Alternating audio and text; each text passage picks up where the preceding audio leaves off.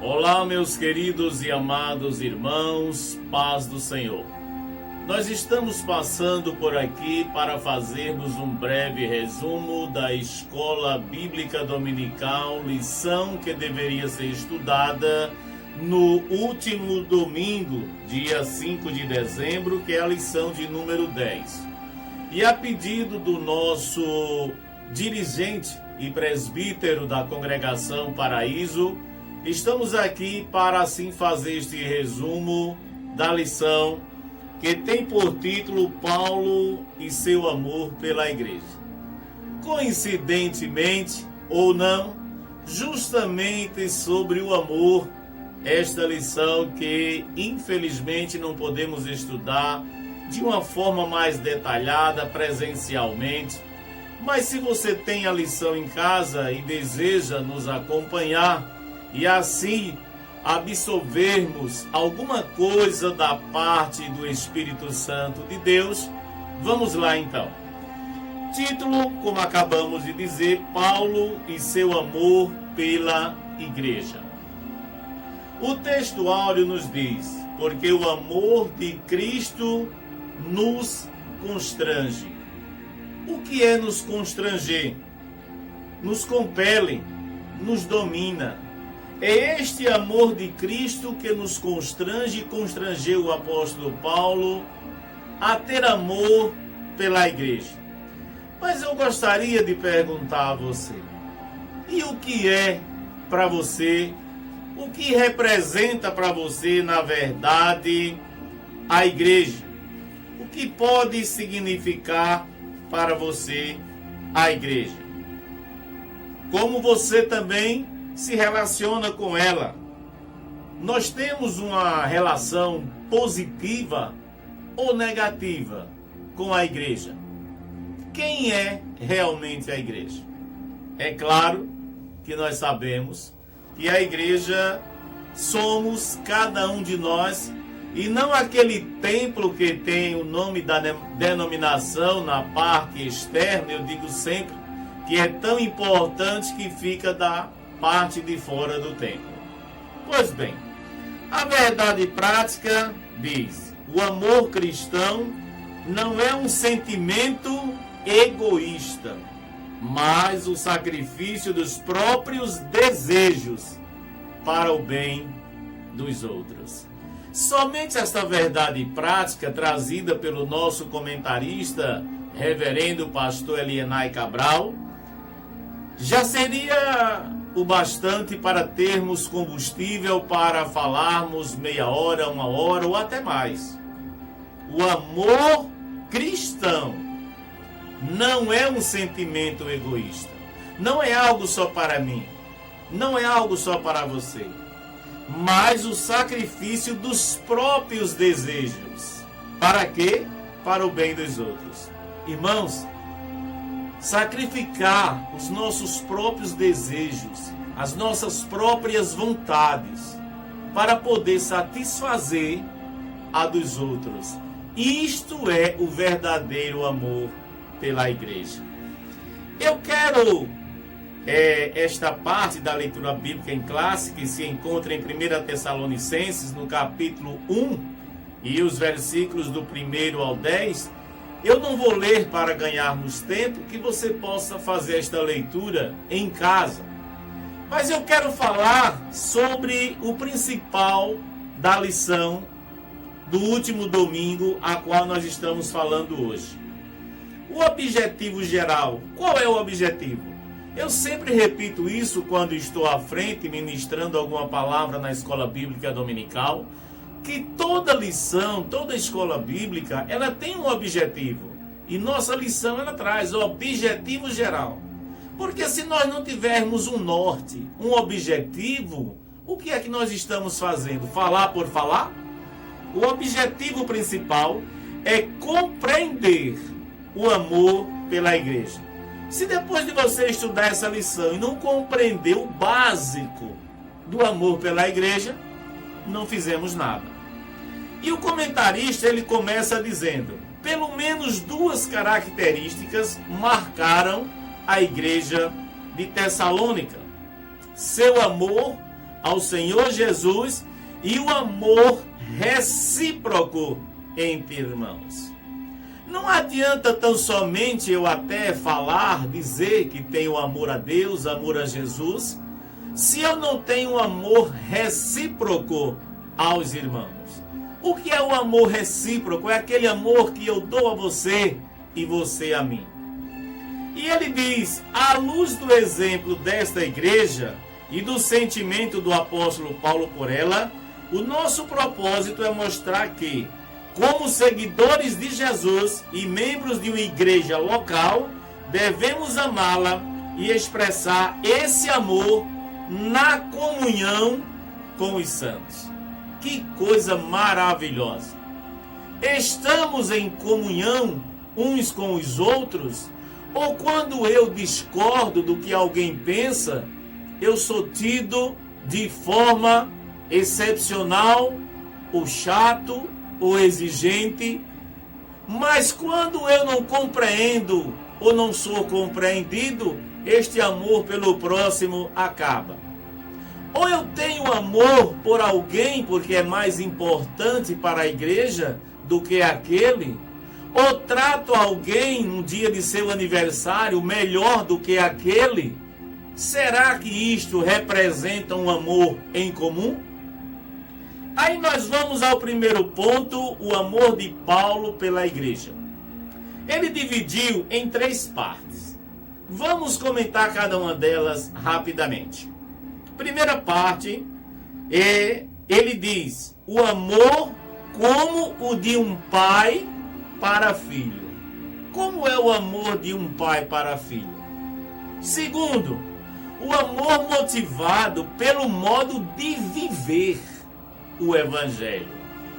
E o terceiro, o amor deve nortear nossa vida na igreja local. Glória a Deus. O amor, vamos comentar o primeiro, o amor como o de um pai para filho. A primeira carta de Paulo aos Tessalonicenses atesta o amor do apóstolo pelos membros dessa igreja.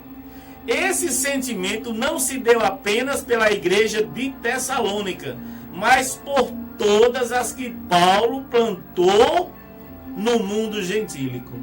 Observaram que Paulo, ele não amou somente a igreja de Tessalônica que está sendo estudada nesta lição, mas por todas as igrejas por onde ele passou, por onde ele levou a palavra, ele as amou de igual forma. E ainda diz, uma declaração que revela lá em 1 Coríntios capítulo 4, versículo 15, o amor de um pai espiritual pelos filhos espirituais. Será que nós temos este amor?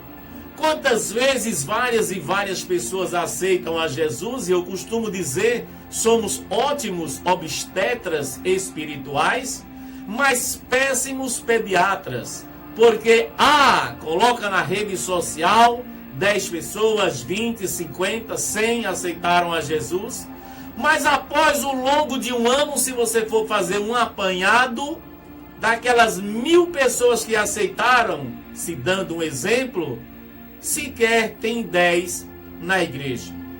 Será que nós não temos uma parcela de culpa nisto? Então Paulo, ele tinha amor de pai para com filho, de pai espiritual para filhos espirituais.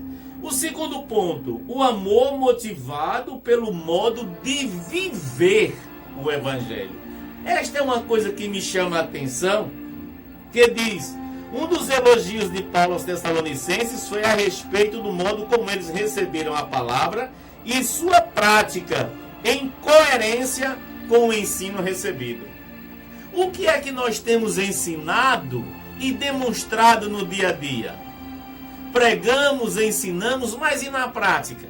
O amor motivado pelo modo de viver o evangelho.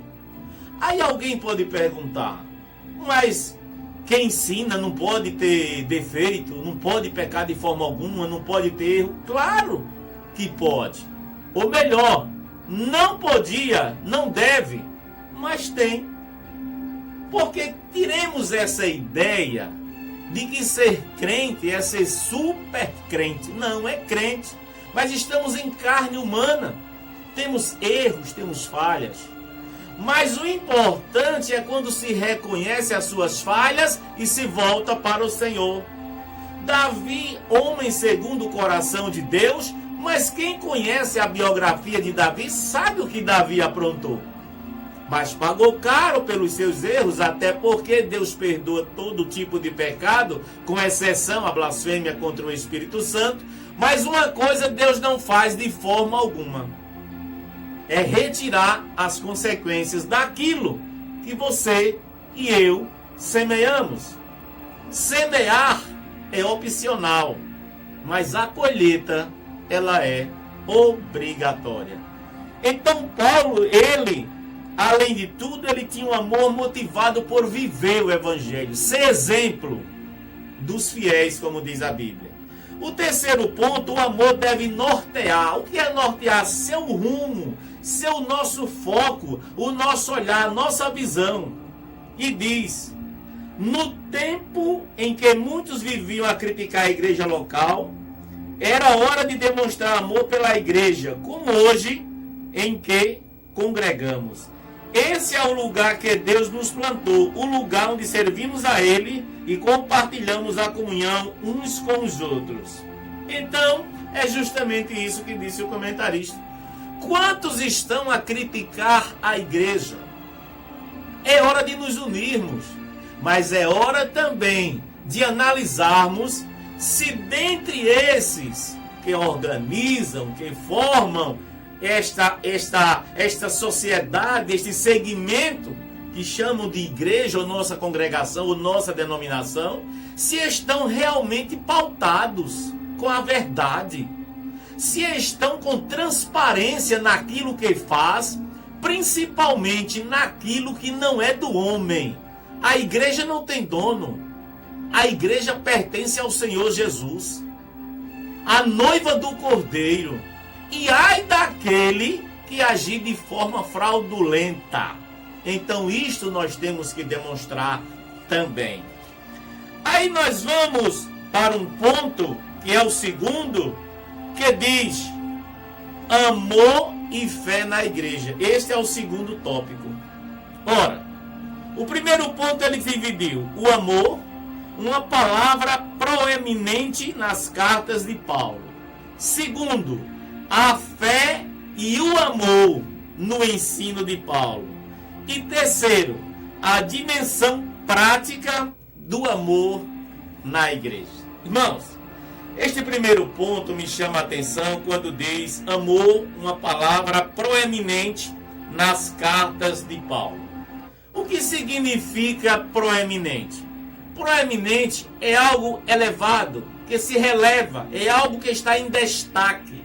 Então estava em destaque o amor nas cartas do apóstolo Paulo. No ensino de Paulo, Deus manifestou o seu amor salvífico por meio do seu Filho Jesus Cristo. O apóstolo mostra que a expressão suprema desse amor é a crucificação de Jesus no Calvário, seu doloroso sacrifício. Ora, isso é o ápice do amor de Deus pelo homem. Porque Deus amou o mundo de uma tal maneira.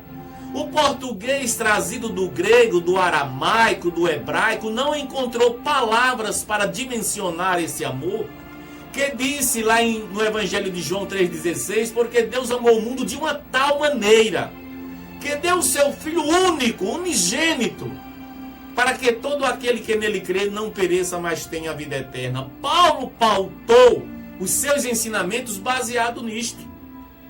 E diz mais, ele confirma isso ao escrever aos Romanos: mas Deus prova o seu amor para conosco, que Cristo morreu por nós, sendo nós ainda pecadores.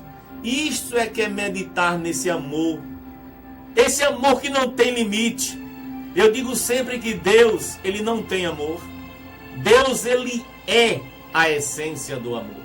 Ele nos amou primeiro através de doação do seu Filho Jesus Cristo, sofrendo mesmo antes da crucificação, chegar a ponto de suar sangue, sofrendo por cada um de nós. chegando ao ponto de sentir-se desprezado por seu pai. Deus meu, por que me desamparaste? E tudo isso por causa de quem? De mim, um elemento que não o amava, que praticava as coisas erradas, que desceu ao fundo do poço, mas que hoje eu e você reconheçamos e procuremos a cada dia mais a perfeição. E ele continua dizendo, é preciso crer para responder a esse amor. Eu e você temos crido nesse amor? Amar o próximo como a si mesmo? Se doar por esse amor? Ou nós dedicamos o nosso amor na nossa congregação a meia dúzia que nos agrada mais, que anda mais bem vestido, que sabe conversar melhor, que nunca caiu na fé? Será que nós dedicamos mais amor a este do que aos outros? Isto é amor de um verdadeiro pai? Responda para você mesmo. O segundo ponto, a fé e o amor no ensino de Paulo. O apóstolo nos diz que o amor é a fonte da justiça de Deus imputada ao pecador, concedida pela graça por meio da fé. A nossa salvação é um dom gratuito de Deus pela nossa fé, porque nós cremos naquele que deu a vida por nós. E ainda diz aos Efésios, Paulo escreve, pelo que ouvindo eu também a fé que entre vós há no Senhor Jesus e o vosso amor para com todos os santos, lá em Efésios no capítulo 1 versículo 15. Então o amor e a fé, ele procurou injetar isso naquele povo de Tessalônica. Agora nós vamos para o terceiro ponto, que diz a dimensão prática do amor na igreja. Irmãos, essa é algo extraordinário. Olha só, a dimensão, o tamanho prático do amor na igreja. No ministério de Paulo, o amor tem um caráter prático. E de acordo com o ensino do nosso Senhor, principalmente baseado na parábola do bom samaritano, que está lá em Lucas no capítulo 10, versículos 25 a 37, depois leia em casa. O amor se manifesta na atitude concreta em relação ao outro. Olha, o amor se demonstra, como acabamos de ler, numa atitude, numa relação concreta ao outro. E citou a dimensão sobre a parábola do bom samaritano. Quem já não ouviu, quem já não leu a parábola do bom samaritano? Passou um levita de largo, deixou lá, aquele homem que estava ferido, machucado, foi agredido pelos seus salteadores. Passou o sacerdote e quem sabe alguém pensava em que aquele samaritano que não se dão com os judeus, foi ele que foi dado até o nome da epígrafe, ou o título do texto, a parábola do bom samaritano. E o que é que nós podemos extrair daqui? Muitas vezes, de quem a gente menos espera que vai chegar junto, como diz na linguagem popular, nos ajudar, é de onde chega a ajuda. Às vezes um irmão que até tem condições, e aqui eu não falo só em condições financeiras, mas algum meio de ajudar não chega junto. Mas aquele estranho que nem crente é, que não fala línguas estranhas, que não está no culto todos os dias, que não transporta a Bíblia debaixo do braço, um paletó e uma boa gravata diariamente, é esse que chega e nos ajuda. Eu posso dizer que tem bons samaritanos aqui em Itabaianinha para mim.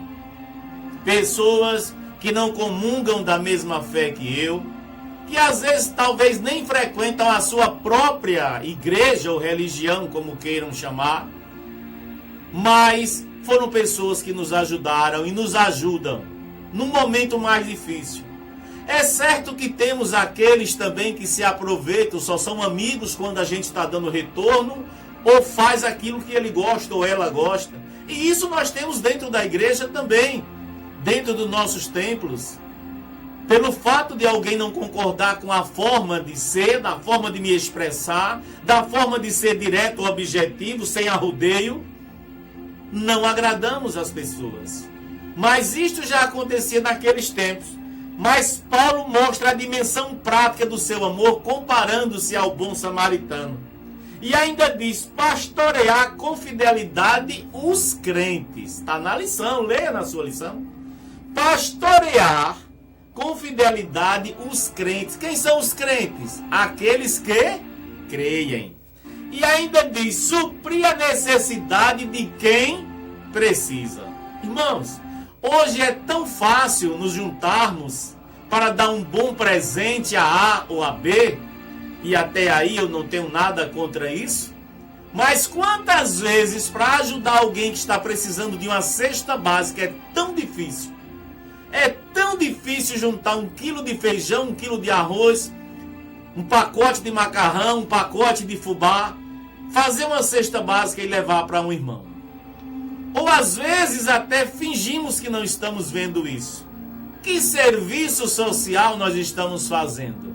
Ou estamos fazendo como o levita, o sacerdote que passou de largo e deixou de lado aquele que estava precisando de ajuda? E ainda diz, visitar os irmãos em suas enfermidades e orar uns pelos outros. É bom orar por aqueles que a gente tem mais aproximação. É bom visitar aqueles que nós temos mais aproximação. Mas será que mantemos este mesmo padrão, esta mesma linha de raciocínio para com os demais? Será? A lição de hoje, que estamos estudando nesta semana, datada do dia 5, ela fala sobre o amor de Paulo à igreja.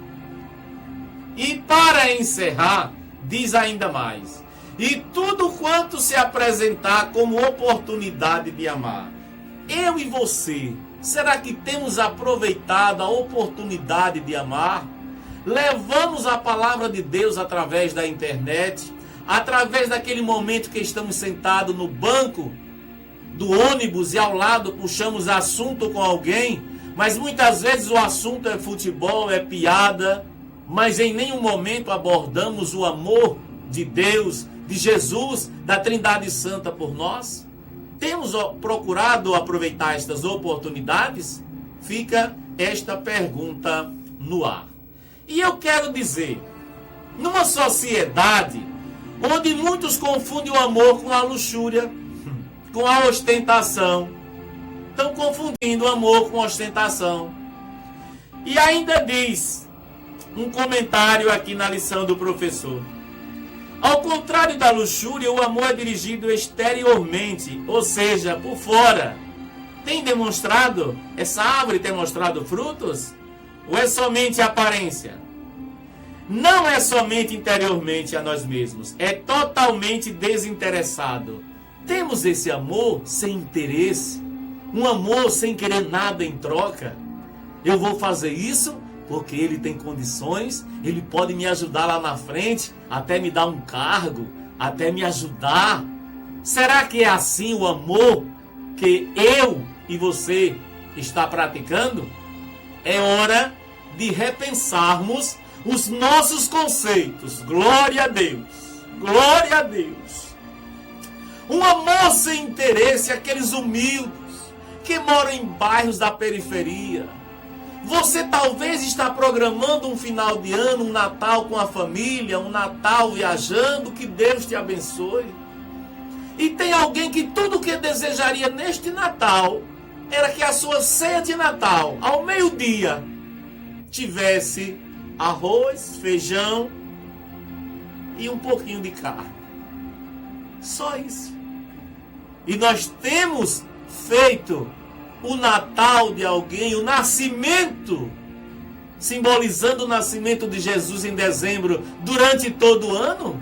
Ou somente no final do ano que fazemos uma confraternização e achamos que estamos fazendo o máximo, presenteando aqueles que ganham 100, 200 mil por mês, presenteando aqueles que têm carros de mais de 500 mil reais, mas aquele que está na portaria, aquele que está lavando sanitários, aqueles que estão varrendo ruas, que tem um salário mínimo, o que temos feito?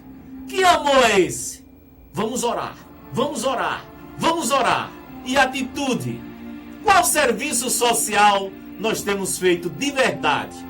Ou é somente naquele momento para sair na fotografia, na filmagem e colocar nas redes sociais? Fica a pergunta no ar. E para encerrar, o terceiro ponto. As 3 virtudes na igreja de Tessalônica: fé, amor e esperança. Meus amados, olhem só. Ele dividiu em 3 pontos. As 3 virtudes teologais. O segundo, a virtude da fé. E terceiro, a virtude do amor, para encerrar. Ele começa com a virtude teologais. Veja como o apóstolo diz em sua oração: lembrando-nos sem cessar da vossa fé, da obra da vossa fé, do trabalho do amor e da paciência, da esperança em nosso Senhor Jesus Cristo diante do nosso Deus e Pai. 1 Tessalonicenses, capítulo 1, versículo 3. Já aos Coríntios, Paulo escreve: agora, pois, permanecem a fé, a esperança, o amor. Estes 3, mas o maior destes é o amor. Nos faz lembrar de 1 Coríntios 13, o amor não se ensoberbece, o amor tudo sofre, o amor é paciente, o amor ele não tem interesse só para si próprio, mas é mutuamente. Será que nós temos procurado imitar este amor? E ainda diz: agora, pois, permanece a fé, a esperança e o amor, mas o maior deles é o amor. Lá em 1 Coríntios 13, capítulo 13. Assim, as 3 virtudes que formam uma tríade especial para os ensinos de Paulo são a fé, amor e esperança. Tais virtudes devem participar da vida da igreja local. Devem. Será que temos? Segundo ponto, a virtude da fé. A primeira virtude que ele citou, a fé, e na carta aos Tessalonicenses, a fé se refere a um efeito prático que o apóstolo denomina obra da fé. O que é isso?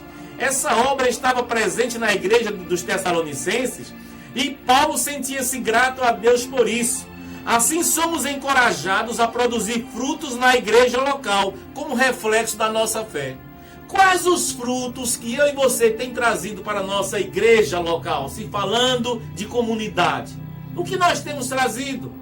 No mínimo orar, no mínimo ajudar de alguma forma? O que nós temos feito? E em especial diretamente a cada irmão. Porque hoje em dia, meus amados, todo mundo sabe praticamente a vida de todo mundo. Quem não sabe aquele irmão que está precisando de uma roupa, de um alimento, ou até mesmo de uma palavra, mas esperamos que somente o pastor faça isso, o diácono, o presbítero.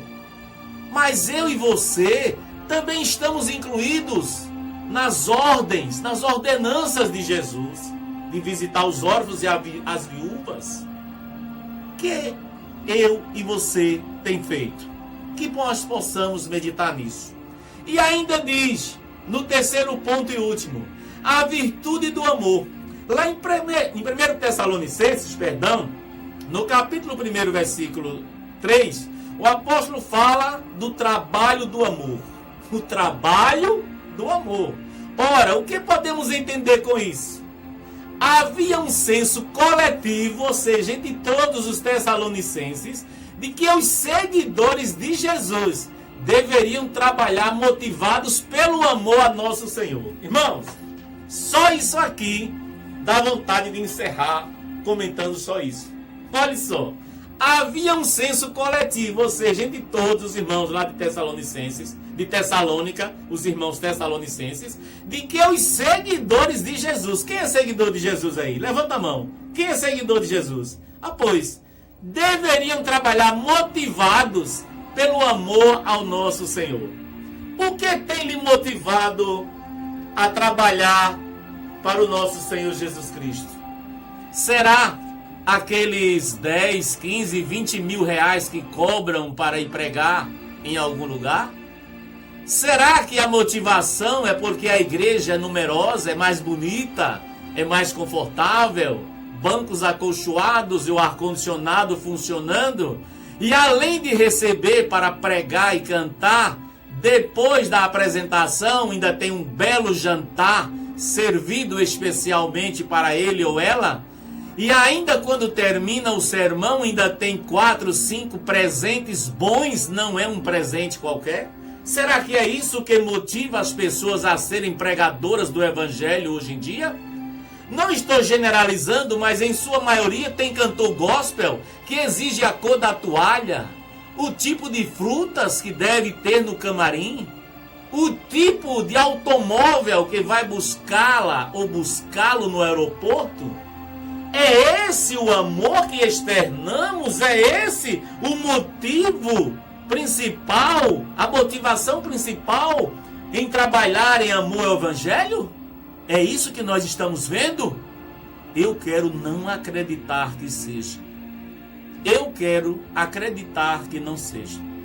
Que eu e você tenham amor para louvar a Deus, para pregar. Naquela igreja imensa, linda, com 30 mil pessoas sentadas, mas também naquela com 3 pessoas sentadas. Em que muitas vezes tem culto que você tem que ir para a portaria para o irmão pregar para você. E quando ele terminar, ele vem para a portaria e você vai voltar a pregar para ele. Será que a motivação é a mesma? E para encerrar, meus amados, diz o seguinte: o exemplo da igreja de Tessalônica nos ensina que a esperança cristã traz alegria ao coração. Escutaram? Nos ensina que a esperança cristã traz alegria ao coração de quem está suportando grandes tribulações e adversidades por amor a Cristo. Tem muita gente sofrendo perseguição e adversidades e diz que é por amor a Cristo. Você já parou para pensar se é por amor a Cristo? Ou é culpa dos seus atos errados? Temos a péssima mania de empurrar a culpa para terceiros. Ah, é uma prova. Eu estou no aperto. Mas quem te botou no aperto? Será que é Jeová mesmo? Ou foi você que colocou, como dizia minha saudosa avó, o chapéu onde a mão não alcança? E agora, ore por mim, irmãos. Ore por mim. Esqueceu que é consequência do que você fez? Ou eu fiz? É bom repensar, para não estar toda hora pedindo oração, dizendo que é prova, foi você que plantou. Na hora de tomar a decisão, não procurou igreja para orar, não procurou dobrar os joelhos, mas Deus atende sua oração? Atende. Ele não tem amor, ele é o amor. Ele é o amor, ele dá, concede o perdão. Mas as consequências você vai ter que suportar, infelizmente. E eu quero concluir, meus amados, com o que diz o comentarista da lição. Conclusão. Esta lição nos ensinou que devemos amar a igreja em que congregamos. Aqui está se referindo à igreja comunidade, de cada um de nós. Era esse o sentimento do apóstolo Paulo pela igreja de Tessalônica. E aprendemos durante a lição que não só de Tessalônica, mas a todas que ele plantou. Seu coração se alegrava pela fidelidade e lealdade dos tessalonicenses aos ensinos de Cristo. A igreja local é a forma visível da igreja de Cristo. Por isto, devemos amá-la. Que Deus te abençoe. Que Deus me ajude. Que Deus te ajude. Que nós possamos amar cada vez mais a nossa congregação. Independente do tamanho. Se é uma igreja muito bonita ou se é um salão com meia dúzia de irmãos. É a igreja de Cristo. É o povo de Deus. É a menina dos olhos do Senhor. Esta lição, o amor de Paulo pelas igrejas que plantou, que fique em cada coração. A meditação que eu posso fazer de melhor. Porque a igreja de Cristo, ela não tem dono. A igreja de Cristo é a noiva do Cordeiro, o dono é a Trindade Santa, Deus Pai, Deus Filho, Deus Espírito Santo. Que Deus te abençoe. Este foi o resumo da nossa lição, que nós fizemos a pedido do nosso presbítero e dirigente da Congregação do Paraíso, que deveria ter sido estudada no último domingo, dia 5 de dezembro. Paulo e seu amor pela igreja. E como ele próprio disse, sede meus imitadores como eu de Cristo. Que nós possamos sermos, ao menos, imitadores de Paulo. Deus em Cristo te abençoe. Até uma outra oportunidade, se assim o bom Deus nos permitir. Paz do Senhor a todos.